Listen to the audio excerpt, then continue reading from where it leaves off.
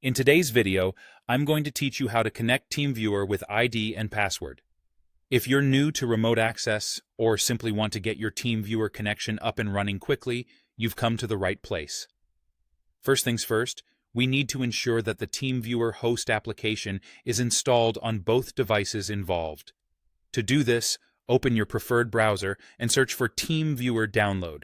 You'll find the official TeamViewer website where you can download the application. Make sure you download it on both the device you'll be using to connect, known as the local device, and the device you wish to control remotely, called the remote device. Once you've successfully installed TeamViewer on both devices, it's time to launch the application on each. Look for the TeamViewer icon on your desktop or in your Applications folder and open the program. This step is crucial because both devices need to be running the application for a successful connection. Now that TeamViewer is open, we need to configure it for remote support. You might see various options in the application, but focus on the one labeled Remote Support. This is the feature we'll be using to establish our connection. To get access to the remote device, you'll need their unique TeamViewer ID, which can be found in the app on the remote device. Under the section called Remote Control, there is a field designated for entering this ID. Go ahead and input that ID into your local device's TeamViewer application.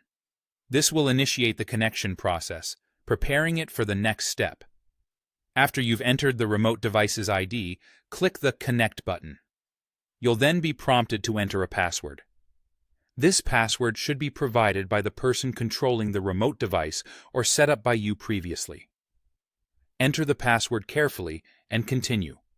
Once you've done that, if easy access hasn't been enabled, the remote user will need to grant you permission.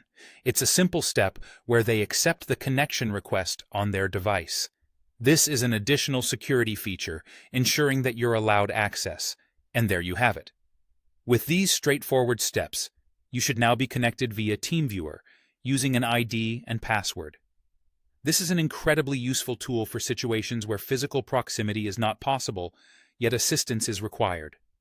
Remember, keeping your TeamViewer application updated will help avoid connection issues and enhance your overall experience. Feel free to rewatch any of these steps if you need a refresher. Thank you for joining us, and don't hesitate to reach out with any questions. Happy connecting!